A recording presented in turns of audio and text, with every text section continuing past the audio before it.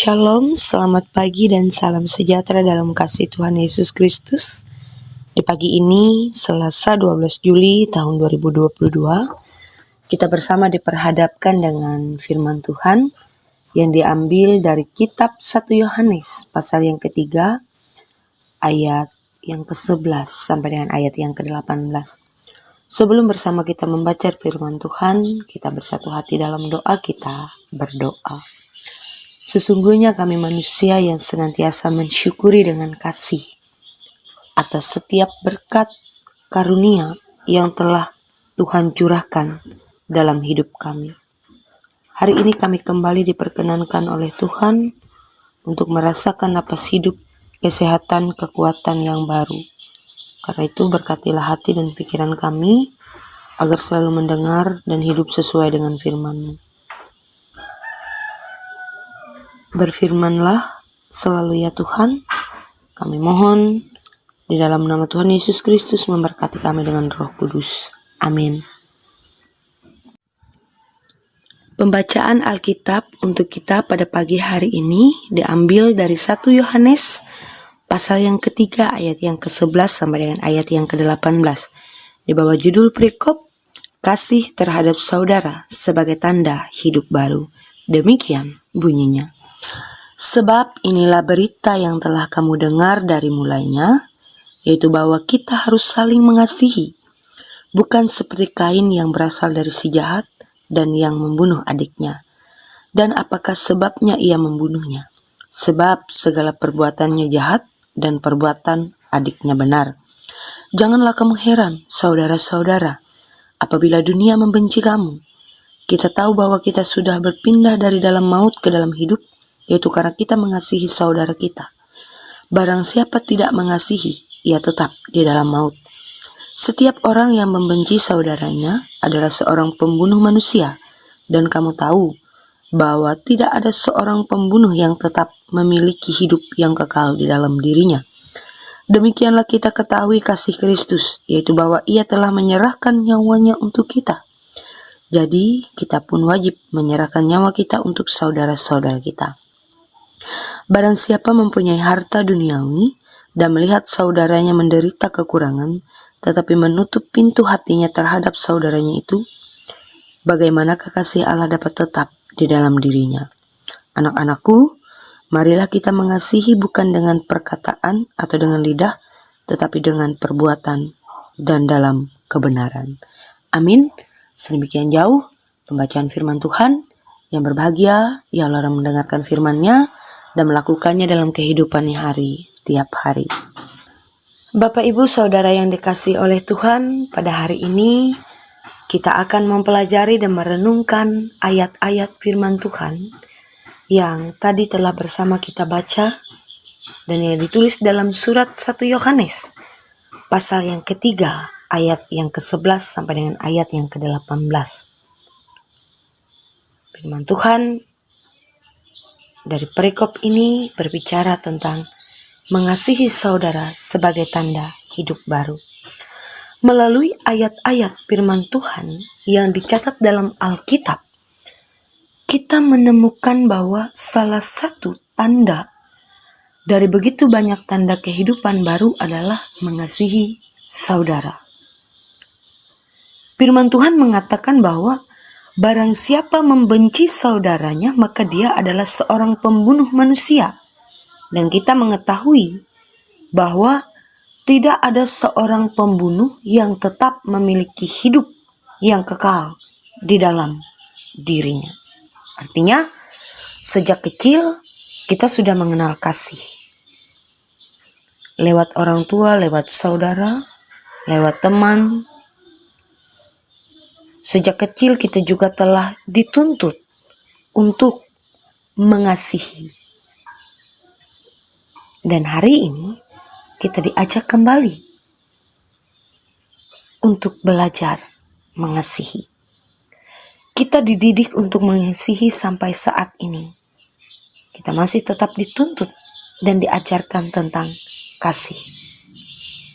Dalam 1 Yohanes pasal yang ketiga ayat yang ke-11 dikatakan, sebab inilah berita yang telah kamu dengar dari mulanya, yaitu bahwa kita harus saling mengasihi. Nah, Bapak Ibu Saudara sidang jemaat, sejak pertama kita mengenal Kristus, perintah untuk saling mengasihi sudah kita dengar.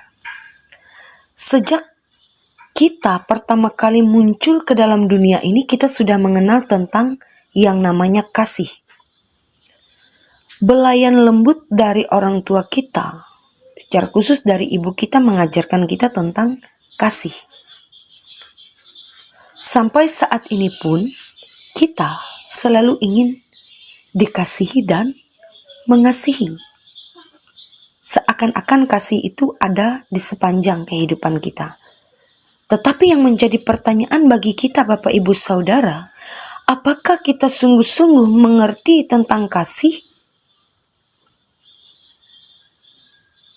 Berapa banyak kita berkata kepada orang lain, kita mengasihi mereka, bahkan terhadap orang tua kita, terhadap suami, terhadap istri, terhadap saudara, terhadap teman, bahkan terhadap anak kita, khususnya terhadap Tuhan.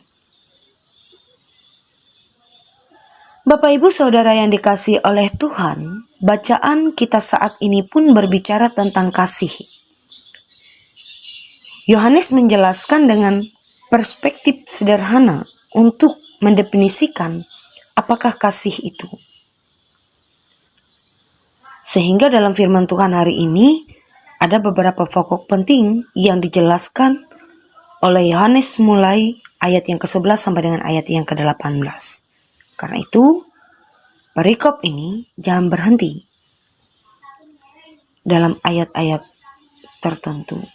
Namun, perlu dipelajari, perlu ditelaah secara utuh hingga ayat yang ke-18.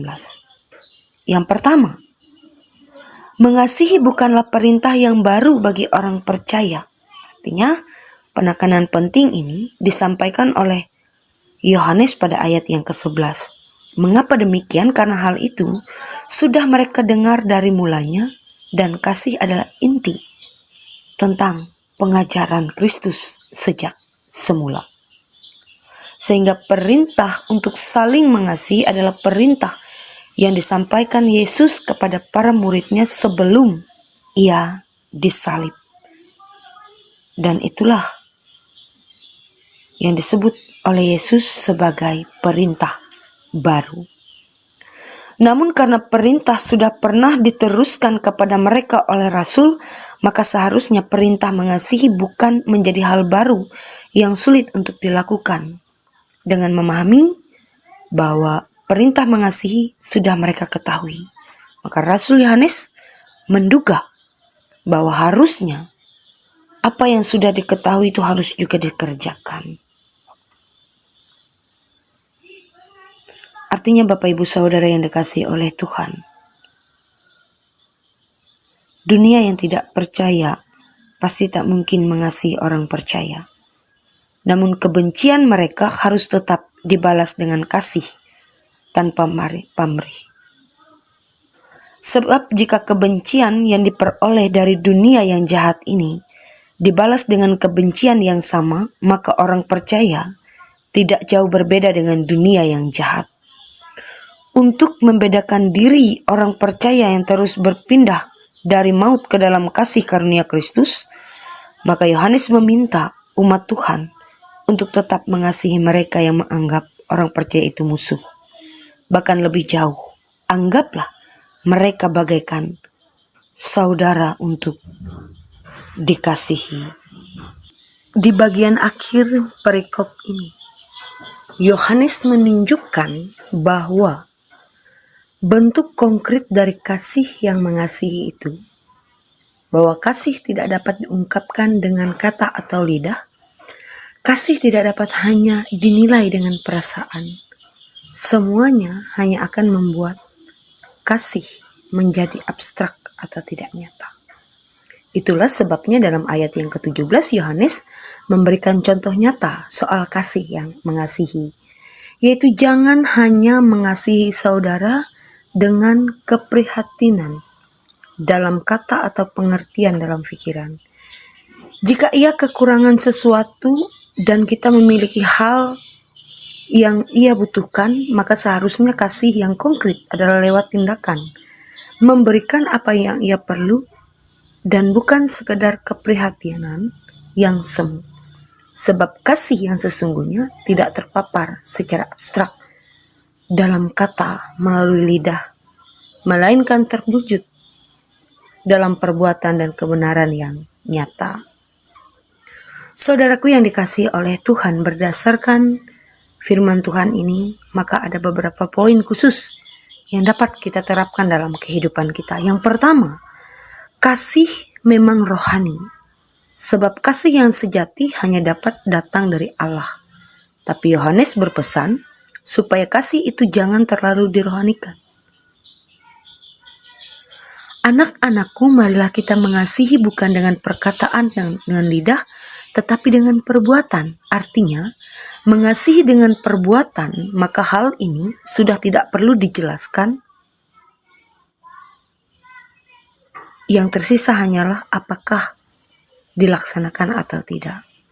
Kasih itu bukan terutama untuk direncanakan, bukan hanya untuk dikhotbahkan, bukan cuma untuk diucapkan, tetapi untuk diwujudkan, dilaksanakan dengan tindakan. Mengasihi bukan dengan perkataan atau dengan lidah, tetapi dengan perbuatan. Yang kedua, tetapi perhatikanlah juga bahwa wujud kasih bukan hanya dalam perbuatan nyata.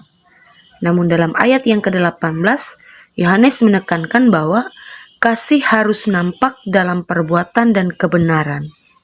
Jadi, jangan abaikan kebenaran sebagai alat ukur untuk mengasihi.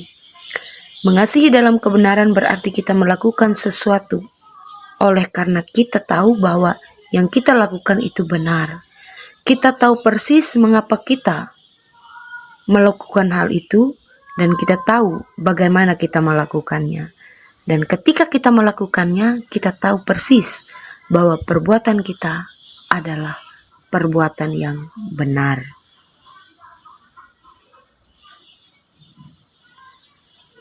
Bapak Ibu Saudara yang dikasihi oleh Tuhan, bukan banyak orang melakukan sesuatu dengan alasan karena mengasihi, tetapi apakah perbuatan mengasihi untuk berada dalam tataran kebenaran? Adalah tidak benar adanya jika karena alasan mengasihi, maka kita membiarkan saudara kita, anak kita, membawa kendaraan saat belum mencukupi persyaratan umur, membawa kendaraan bermotor sesuai ketentuan. Adalah tidak benar bahwa karena alasan mengasihi, maka kita menyembunyikan kesalahan dari orang yang kita kasihi. Amin untuk firman Tuhan.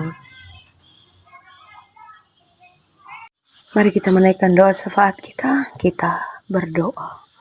Allah yang Maha Kuasa yang telah memberikan kami sabda kebenaran firman sebagai lampu penuntun langkah kerja dan karya kami sepanjang hari ini.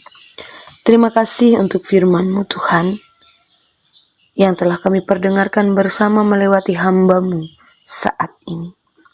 Biarlah kami senantiasa terus hidup dalam firman-Mu, hidup di dalam kasih, hidup di dalam kebersamaan, saling mengasihi satu dengan yang lain, saling menopang satu dengan yang lain, saling mendukung dalam setiap kerja dan karya, bahkan rencana kehidupan kami. Terima kasih Tuhan untuk setiap lawatan-Mu dalam kehidupan kami, dan jadikanlah kebenaran firman-Mu sebagai sulu dan pelita ketika kami boleh melangkah dalam setiap kerja dan karya kami. Saat ini kami bersama akan menaikkan seru bahkan syafaat kami, secara khusus bagi kami jemaat Tuhan, bagi kami hamba dan pelayan Tuhan, seresot Bruk Jahu, di mana saja kami berada pada saat ini, biarlah lingkupan kasih setia Tuhan menuntun, menaungi, memberkati, menyertai hidup dan kehidupan kami. Karena tanpa lawatan, tanpa topangan, tanpa tuntunan kasih-Mu Tuhan, kami tidak mampu menjalankan setiap aktivitas kerja kami, ketika kami hanya mengandalkan kuat dan gagah kami.